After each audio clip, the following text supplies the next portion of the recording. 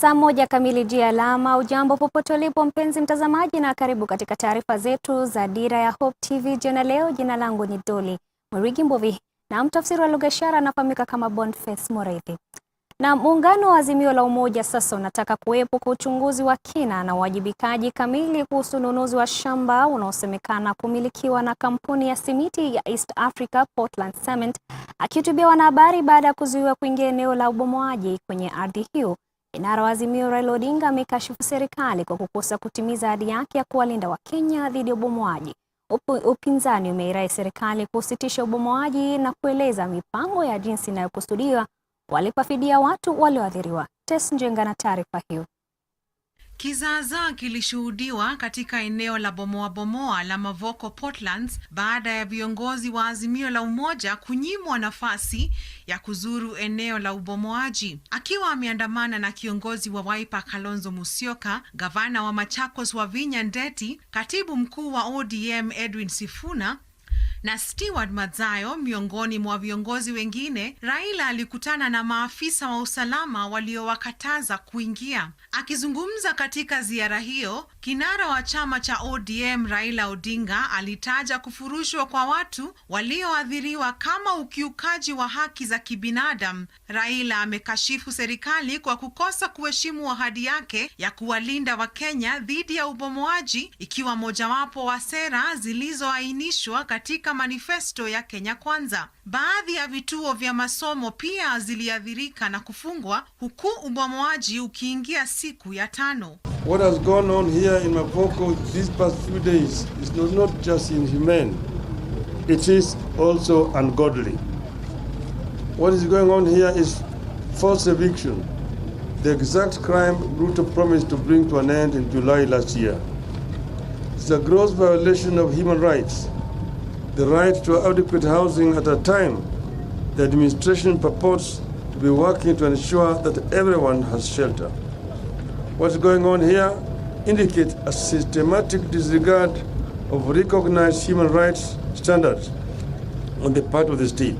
Waziri mkuu huyo wa zamani aliendelea kutaja ubomoaji huo kuwa usio wa kimungu, akisema kuwa unafanyika wakati ambao nchi inajiandaa kwa msimu wa mvua. Alidokeza kuwa notisi ya kufurushwa haikutolewa, akiongeza kuwa maafisa wa polisi wametumia nguvu kupita kiasi katika shughuli hiyo. The evictions have taken place just as the rains are beginning to set in. They are taking place in bad weather, without any compensation, alternative accommodation, or access to safe and secure food, safe drinking water and sanitation, and medical services. The evictions have been accompanied by the excessive use of force by the police and local authorities. They have been intended to inflict inhuman pain and damage, and you can see my back.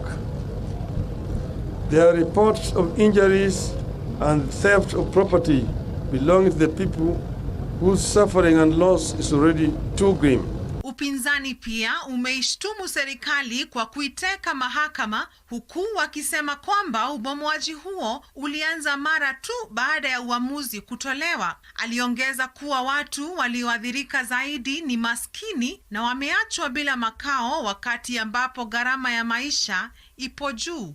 Pursue further legal redress. Someone who seemed to have known how the court was going to rule stood ready to swing into action and inflict maximum pain on residents immediately the ruling was made. Above all, this destruction of life, lifelong savings of people has come at a time that Kenyans are struggling with extremely high taxes, high cost of living, and a collapsing Kenya shilling. Without compensation, those who have lost homes will certainly never be able to rebuild. Haya yanajiri wakati kampuni ya saruji ya Portland ya Afrika Mashariki imetangaza kuwa sehemu ya ardhi yake inauzwa, huku ubomoaji ukiendelea. Katika notisi iliyochapishwa leo, kampuni hiyo imesema kwamba itatoa kipaumbele kwa wahusika wanaochukua sehemu maalum za vifurushi. Nikiripotia Dira ya Hope TV, jina langu ni Tess Njenga.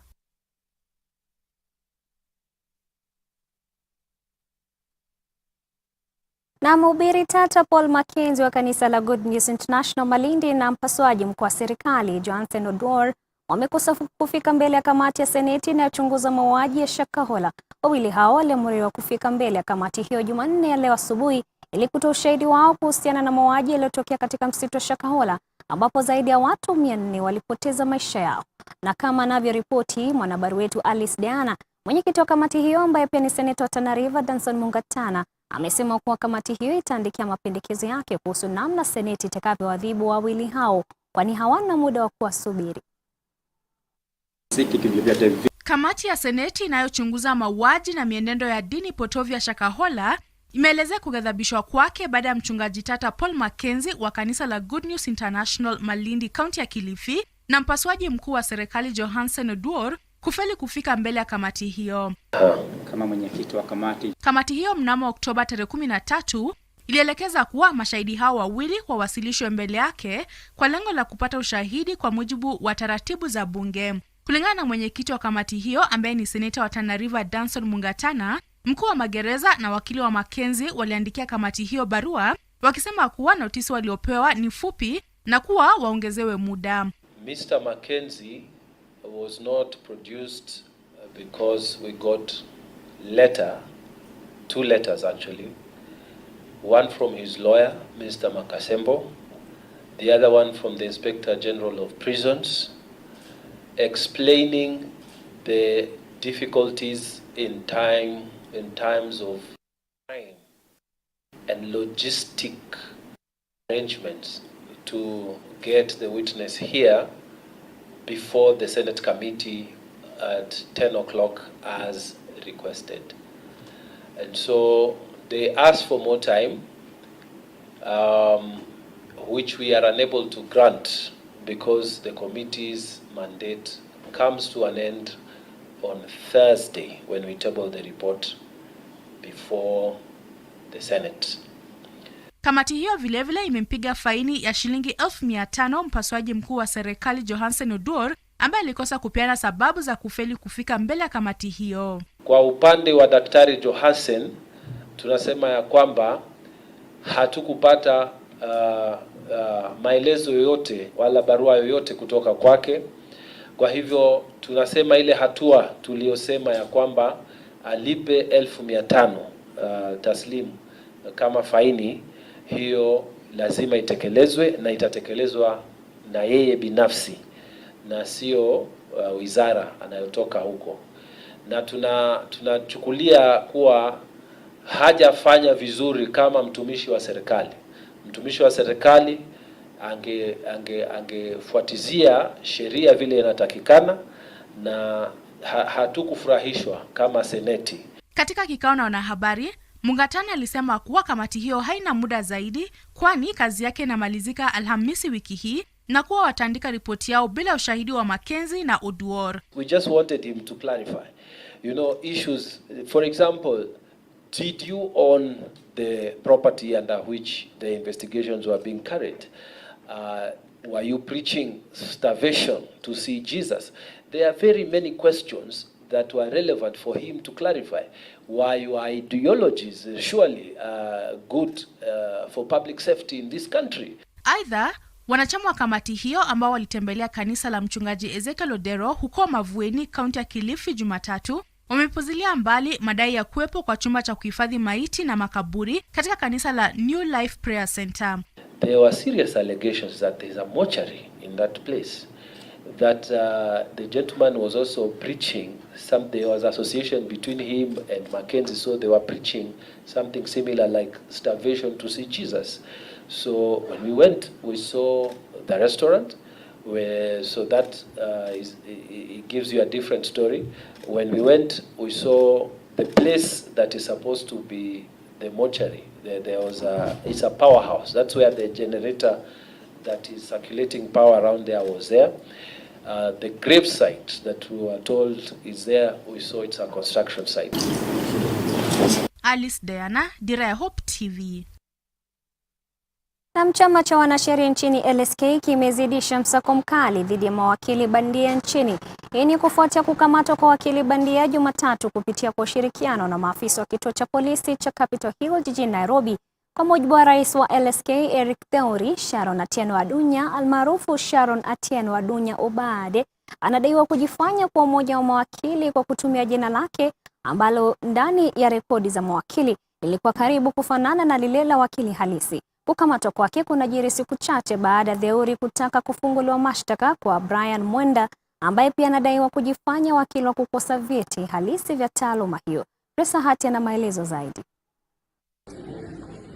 Katika jitihada za kukabiliana na ongezeko la mawakili bandia nchini, chama cha wanasheria cha Kenya LSK kimezidisha msako dhidi yao huku kikiendelea kujitenga na tuhuma kutoka kwa washikadau mbalimbali kuhusu swala hilo. Mnamo Jumatatu, LSK ilitangaza kukamatwa kwa wakili mwingine bandia anayefahamika kama Sharon Atieno Adunya almaarufu Sharon Atieno Adunya Obade. Mshukiwa huyu anadaiwa kujifanya kuwa mmoja wa wakili kwa kutumia jina lake ambalo ndani ya rekodi ya mawakili lilikuwa karibu kufanana na lile la wakili halisi. Kulingana na LSK, tapeli huyo aliiba kitambulisho cha Sharon Atieno Obade ambacho alikitumia kujiwakilisha mahakamani na katika majukumu yake ya kila siku, hivyo kuwahadaa wateja wake. Zaidi ya hayo, aligushi kitambulisho cha kitaifa na cheti cha mazoezi ili kujifanya kuwa wakili halisi Sharon Atieno Obade na hata kuendesha kampuni ya uwakili ya Auma & Co Advocates kama mshirika.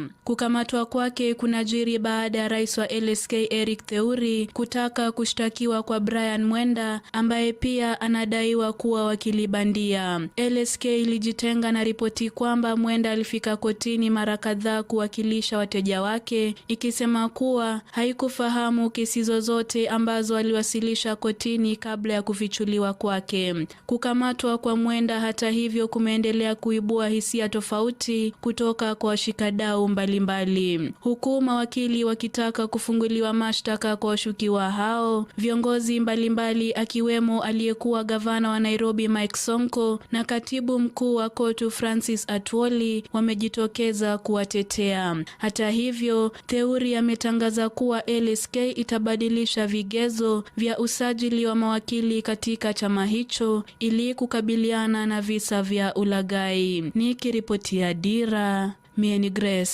Ahati. Na tarehe 15 Oktoba kila mwaka huadhimishwa kwa siku ya kunawa mikono duniani kwa lengo la kuongeza uhamasisho kuhusu umuhimu wa unawaji mikono kwa sabuni kama njia bora na nafuu ya kuzuia magonjwa. Sabuni ya Dettol ambaye ni kiongozi kimataifa katika masuala ya kuua viini na suluhisho la usafi. Hata hivyo, hii leo imezindua kampeni ya kunawa mikono inayolenga watoto 10,000 wanaokwenda shule katika maeneo ya Kibra na Mathare jijini Nairobi. Kampeni hiyo inatarajiwa kuendelea hadi mwisho mwa mwezi huu wa Oktoba. Ni hapa taarifa hiyo. Kunawa mikono ni njia rahisi lakini yenye ufanisi ya kuzuia magonjwa. Usafi wa mikono huzuia hadi 50% ya maambukizi yanayoweza kuepukika.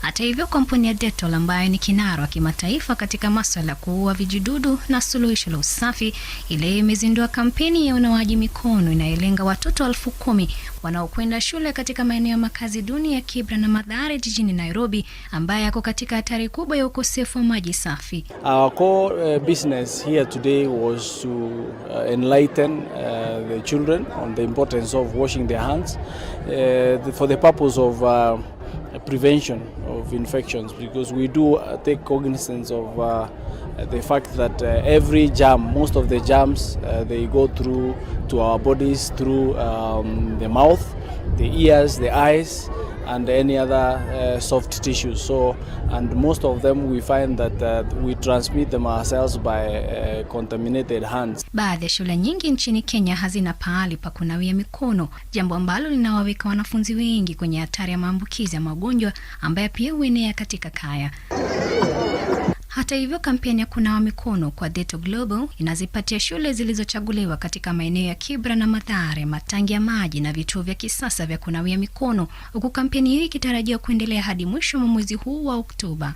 We have also been able to donate to the school together with other partners the hand washing stations where we have also provided the connected water to enable the school to effectively practice hand washing.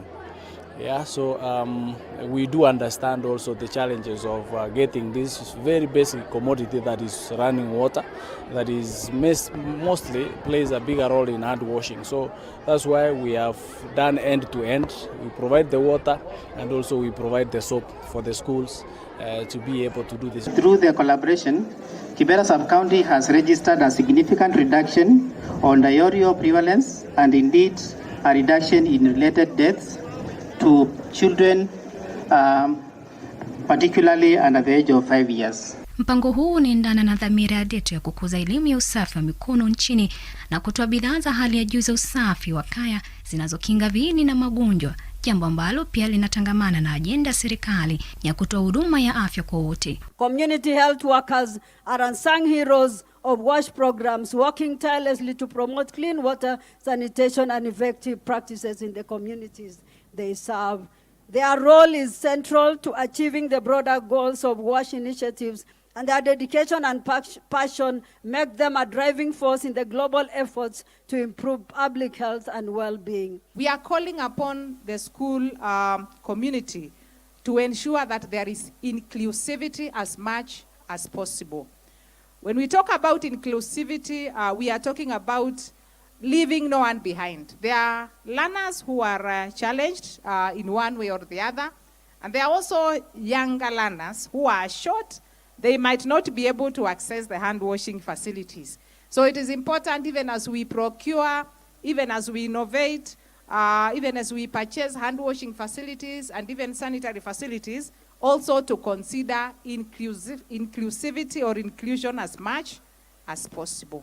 Kulingana na UNICEF, watu milioni 9.9 nchini Kenya wanakunywa maji kutoka kwenye vyanzo vya maji vilivyochafuliwa. Takwimu zimeonyesha kuwa ni 25% pekee ya wakazi wa Kenya wana vifaa vya kunawia mikono kwa sabuni na maji nyumbani.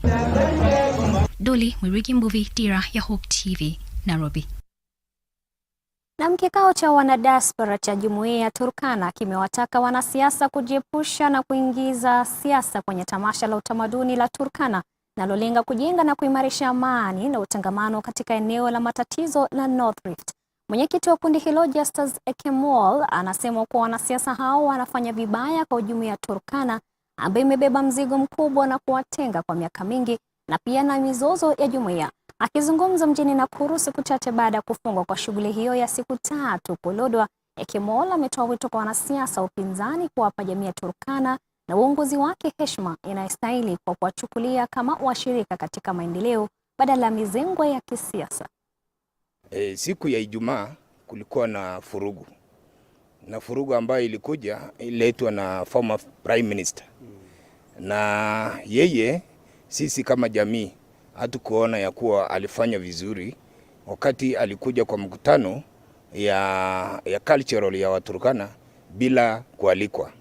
Na governor hakuwa anajua yeye ya kuwa anakuja, lakini aliletwa na watu ambao labda walikuwa na nia mbaya katika hiyo cultural event.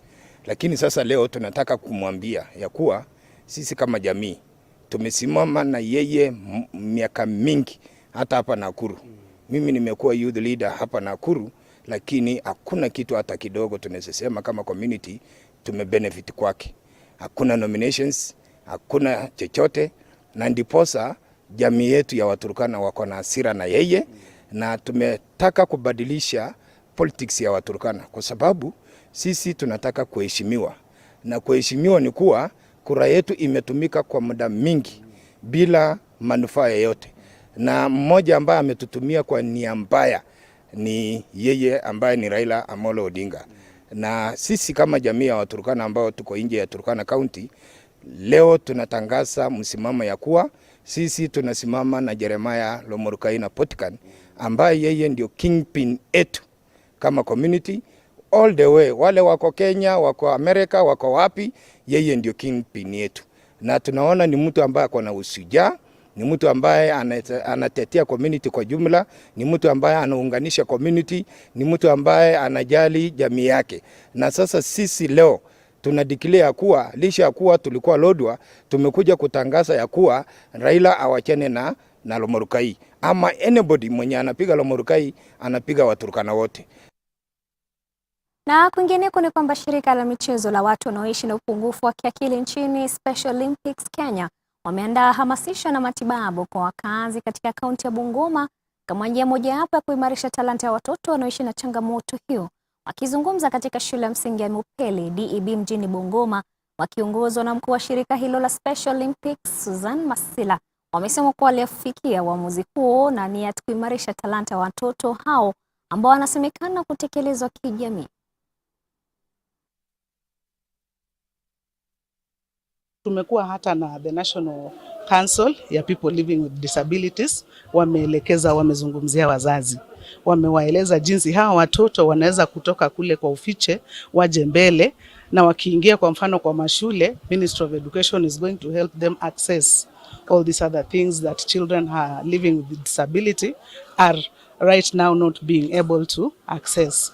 June mwaka huu tulikuwa na michezo ya kimataifa ya Special Olympics kule Germany, Berlin, na wizara yetu ya sports iliweza kusponsor na kuhudumia wachezaji wetu. Tulikuwa na timu ya makocha na wachezaji karibu 100, na serikali yetu iliweza kuhudumia hao watoto na makocha na wanamichezo wote 100%. Wakaenda Berlin, wakawakilisha nchi yetu ya Kenya, wakaleta medali 25, na waliporudi serikali ikatimiza ile ahadi yake ya kuwalipa zile cash awards, na wote ambao walikuwa kwa hiyo timu wameweza kupata cash.